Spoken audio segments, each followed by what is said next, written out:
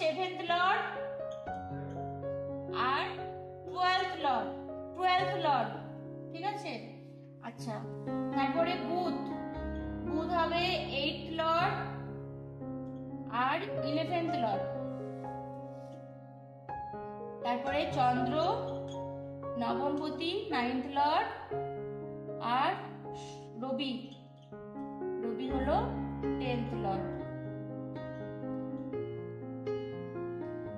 তাহলে first Lord হিসাবে কি বলবো? শুভ বলবো, আর 6th লর্ড হিসাবে অশুভ বলবো। তার মানে মঙ্গল এখানে শুভ আর অশুভ দুটো মিলিয়ে কি হয়ে যাবে? নিরপেক্ষ। তাহলে নিজের লগ্নের জন্যই মঙ্গল কিন্তু নিরপেক্ষ রেজাল্ট দেবে। বৃহস্পতি সেকেন্ড লর্ড হিসাবে আমরা বলি মোটামুটি নিরপেক্ষ, খারাপ নয়, ভালোই বলবো। আর 5th লর্ড হিসাবে খুবই ভালো, তাই তো, খুব শুভ। দুটো মিলিয়ে বৃহস্পতি কিন্তু শুভ। শনি 3rd লর্ড হিসাবে অশুভ আর 4th লর্ড হিসাবে শুভ, কারণ কেন্দ্র, 4th আমাদের কি কেন্দ্র, শুভ। আর 3rd আমাদের অপচয় ভাব, অপচয় লর্ড হিসাবে শনি অশুভ। দুটো মিলিয়ে শনিও এখানে নিরপেক্ষ রেজাল্ট দেবে। শুক্র 7th লর্ড হিসাবে মোটামুটি শুভ নিরপেক্ষই বলবো, কারণ শুভ আবার মারক ভাবও বটে, তাই নিরপেক্ষ। আর 12th লর্ড হিসাবেও নিরপেক্ষ। আর নিরপেক্ষ মানে নিরপেক্ষই থাকলো, শুক্রও থাকলো নিরপেক্ষ। বুধ 8th লর্ড হিসাবে অশুভ আর 11th লর্ড হিসাবেও অশুভ, তাই দুটো মিলিয়ে বুধ এখানে অতীব অশুভ, খুব অশুভ। চন্দ্র নবমপতি হিসাবে শুভ, খুব শুভ, তাই তো। চন্দ্র নবমপতি হিসাবে খুবই ভালো, ত্রিকোণপতি, খুব শুভ। আর রবি দশমপতি হিসাবেও শুভ, কেন্দ্রপতি হিসাবেও রবি শুভ। তো এখানে তাহলে মঙ্গলকে আমরা শুভ অশুভ দুটো মিলিয়ে নিরপেক্ষ পেলাম। তাহলে সব থেকে শুভ কাকে পেলাম?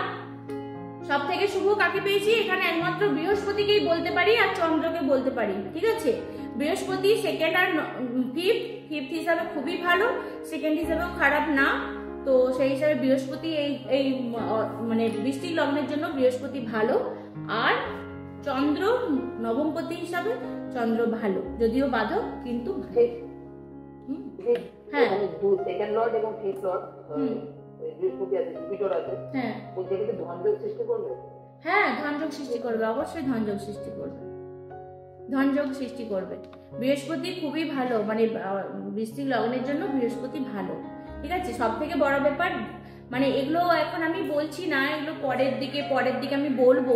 যেমন ধরো এখানে বৃহস্পতি হয়ে গেল তো পঞ্চমপতি বৃশ্চিক লগ্নের জন্য।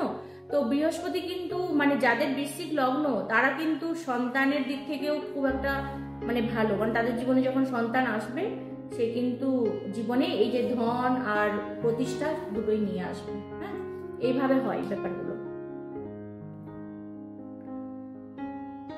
বলো এই পর্যন্ত এটা বুঝতে কারো অসুবিধা হয়নি?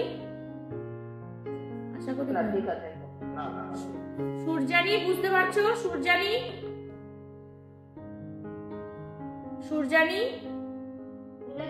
বুঝতে পারছো? হ্যাঁ, অসুবিধা হলে বলবে। আগের দিনের ক্লাসে তোমাদের কিছু জায়গায় অসুবিধা ছিল তো।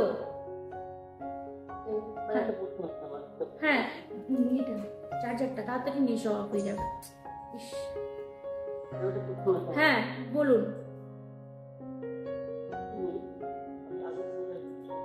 হ্যাঁ হ্যাঁ হ্যাঁ হ্যাঁ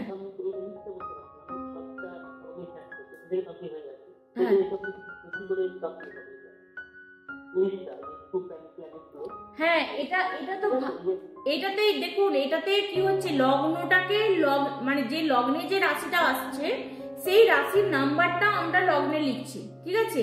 মানে এটা লগ্ন চার্ট। হ্যাঁ, লগ্ন এভাবে যখন ভাবগুলো আমি বলছি তখন কিন্তু এখানে নাম্বারিং যেটা করা আছে ওটা কিন্তু ভাবের নাম্বার নয়, ওটা কিন্তু রাশির নাম্বার। মানে এখানে কিন্তু ভাবগুলো ফিক্সড।